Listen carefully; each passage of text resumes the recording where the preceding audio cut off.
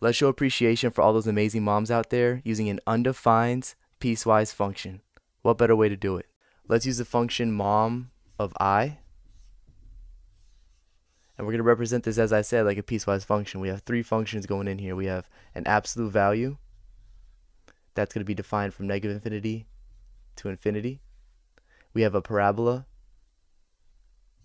negative 1/2 x plus 3/2 to the second power plus 6. Again, all of these are going to be undefined, just like our love for our mothers, right, guys? Negative 1/2 times x minus 3/2 squared plus 6.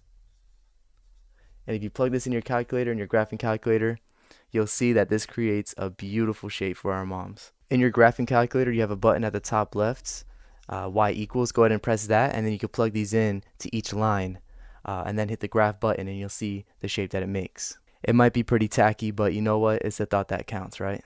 Seriously though, I hope this is a reminder for you kids out there to do something special for your mom. She's gone through a lot to help raise you, and you should show that appreciation somehow, some way, in your own unique way. Get creative with it and show your mom that you really love her and appreciate her. Thank you guys, and have a great Mother's Day. Here is our IU plane, because of course our mom has everything to do with us. So we're not using an XY plane, we're using an IU plane. The function being mom of I is represented as a piecewise function. Let's focus on the absolute value first. The absolute value shows a translation down 2 units by the -2 on the outside. So that's our beginning point of our absolute value. And it's indicated that the slope is a +2 because of the 2 that is in front of the absolute value. So we have to go, instead of going up 1 over 1, we go up 2. Up 2 and then over 1. Up 2 over 1. Up 2 over 1. So that's what half of our absolute value looks like. Absolute value is a V shape. And so we're going to repeat this, but going in the opposite slope. So we're going to go up 2, left 1. Up 2, left 1. And absolute value goes infinitely in both directions unless there's a domain defined. In this case, our domains go all the way to infinity.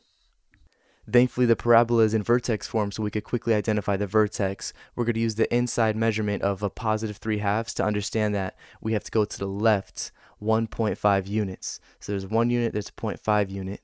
So I'm going to be lined up here.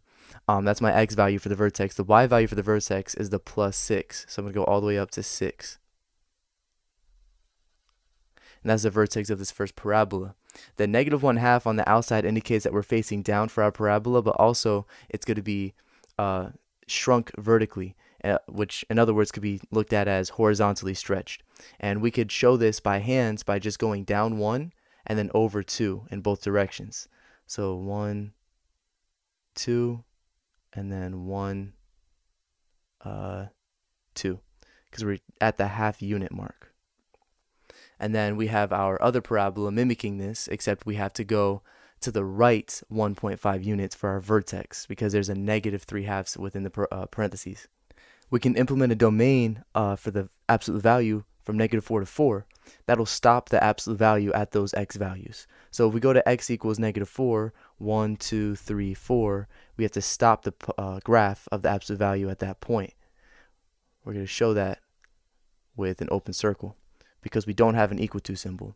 We could do the same thing on the other side, just with the +4. We'll represent an open circle.